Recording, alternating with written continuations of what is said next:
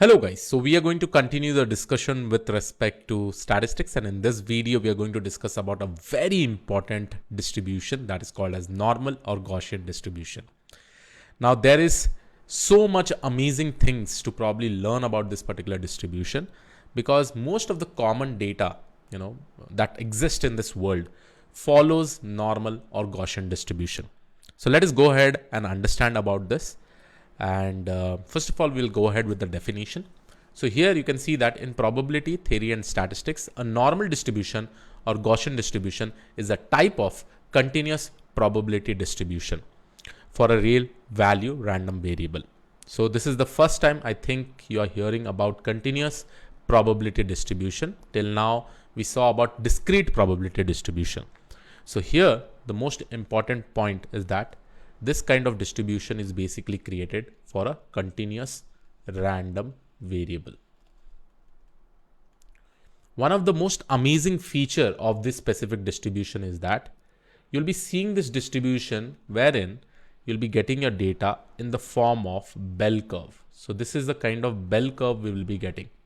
So all the Gaussian or normal distribution, if I consider x as a random variable, and let's say this x has some values of continuous random variable, this will follow a Gaussian or normal distribution. If this follows a Gaussian or normal distribution, then it usually follows a bell curve. Okay, and this is how your distribution will look like.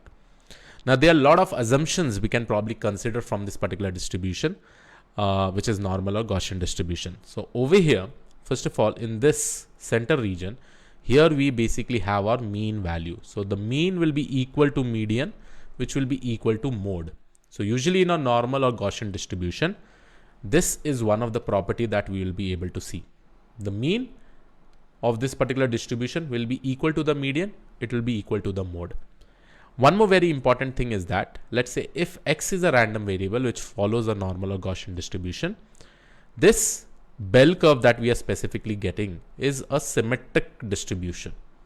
When we say symmetric distribution, that basically means 50% of the total values inside this random variable will be present in this side, and remaining 50% of the total distribution will be present in this side, right?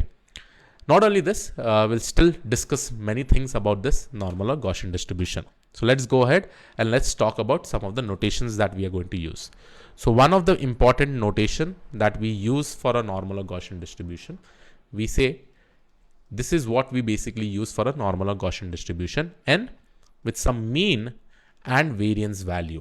Okay, so this is the notation that we specifically use. The next thing that you really need to understand are about the parameters. Now, what are the parameters that are used in normal or Gaussian distribution? One is mean. Mean belongs to a real value, which is nothing but mean over here. Then you have this variance. This variance also belongs to a real value and it is greater than 0. So which we specifically say it as variance. And this x that we are probably considering with respect to our data set or random variable, whatever values we have, this will also belong to a real value, right? Now, here you can see one of the diagram that we are specifically using. Now, since we are using continuous random variable, we know that the distribution that we specifically create is for a continuous random variable. So we are going to use something called as PDF, probability density function. Now, with respect to PDF, here you will be able to see with respect to different mean and variance value. So here you can see variance as it is increasing. You can actually see, like, let's say for the blue color, the variance is 0.2. The mean is 0, right? So 0 is the mean and variance is equal to 0.2. So here you are getting this kind of curve. When the variance increases to 1.0, you can see the spread of the data is also increasing. Similarly, when you see the variance is 5.0, still the variance is basically increasing, right? And in the case of variance of 0.5, you'll be able to see over here, this is my data. And here my mean is changing, okay? So in short, this basically indicates as the variance increases, right, the spread of the data also increases, right? One of the most common distribution of most of the data that you'll be able to see that it follows normal or Gaussian distribution. Some of the example that I would like to consider, let's consider the ages of, or let's say instead of writing ages, I will go ahead and write the weights of students in a class. Weights of students in a class. This may follow a normal or Gaussian distribution. The heights of students in a class. Right? This may follow a normal or Gaussian distribution. One of the most common data set that you will be looking as in the form of like if you're working as a data analyst or data scientist, one of the most common data set which is called as iris data set. So in this iris data set, you have 4 important features. So one is petal length, then you have sepal length, right? Then you have petal width and sepal width. Petal width and sepal width. And based on these 4 features, we need to predict what flower it is. Usually this petal length usually follows a normal distribution. If we take values of different sample of flowers, and if you try to construct this with the help of PDF, it will be creating this normal distribution. But still the question comes, right? With respect to your random variable X, for any values, how this entire probability density function is created. So for this, for a Gaussian distribution or normal or Gaussian distribution, we use a PDF function, and this PDF function formula is given by 1 by sigma multiplied by root of 2 pi e to the power of minus half multiplied by x of I minus mu divided by sigma whole square. Okay, so this is the formula that we specifically use to calculate the PDF. When I say x of I, this is with respect to different data points. Okay, this is how the PDF is basically calculated. The probability of a number with respect to the random variable X, I'll be able to calculate it. Okay, and this is the formula that is used with respect to PDF. Okay, again, I will not go ahead and derive it because it will not be that important for you all to since we really need to understand about the distribution, so it won't be that important.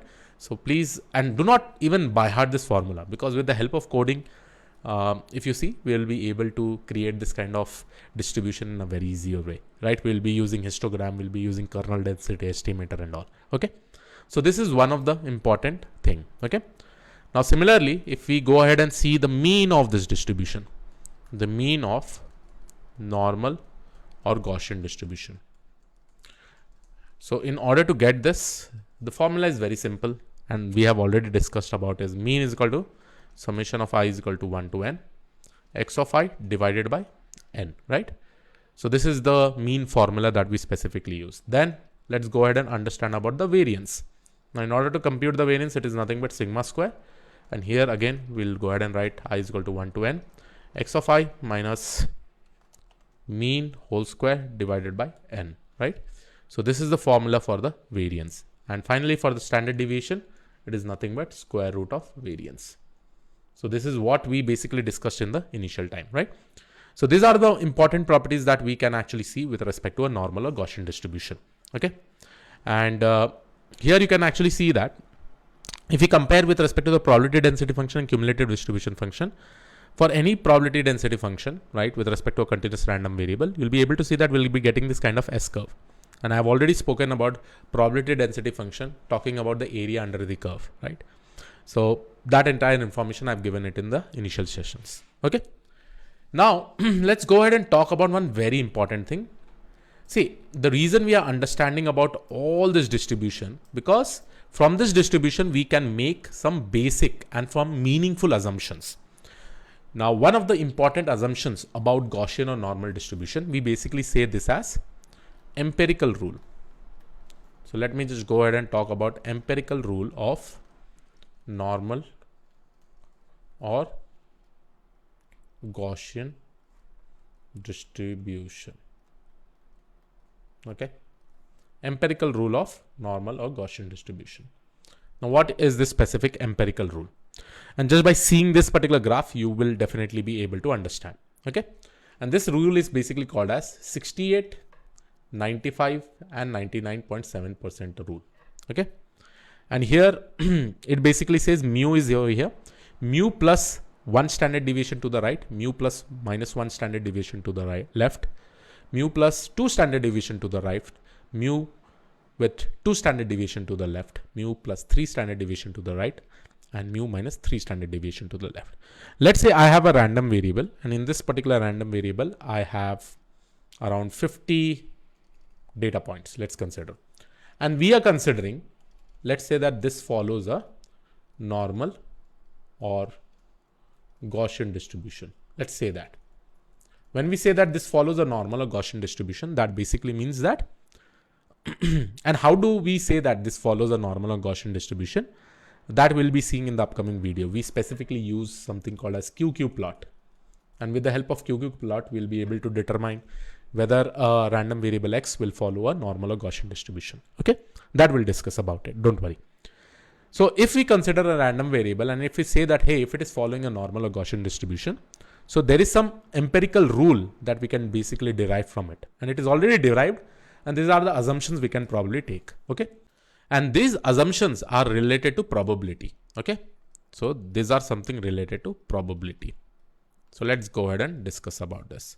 So here I will just go ahead and write probability of mu minus sigma. Okay. Mu minus sigma basically means, let me just go ahead and write first of all, mu minus sigma less than or equal to a random variable less than or equal to mu plus sigma. Okay. Now what does this basically mean? This basically means a probability of a random variable, of this random variable, any random variable, to be between mu minus sigma to mu plus sigma, that is within the first standard deviation with respect to your mean, right? First standard deviation to the right, first standard deviation to the left. So within this first standard deviation, I'm just saying that, hey, what is the probability of a random variable to be between the first standard deviation? This is approximately equal to 68%. Okay. Similarly, if I go ahead and write, this is what this rule specifies, 68, 95, 99.7. Similarly, if I go ahead and say the probability of a random variable to be present between two standard deviation, right? Within this region, what is the probability? It is approximately equal to 95%. Similarly, the probability of a random variable to exist between 3 standard deviation, within the region of 3 standard deviation, this is approximately equal to 99.7%, right? So these are basically talking about the probability of a random variable to exist between first standard deviation, second standard deviation, and third standard deviation.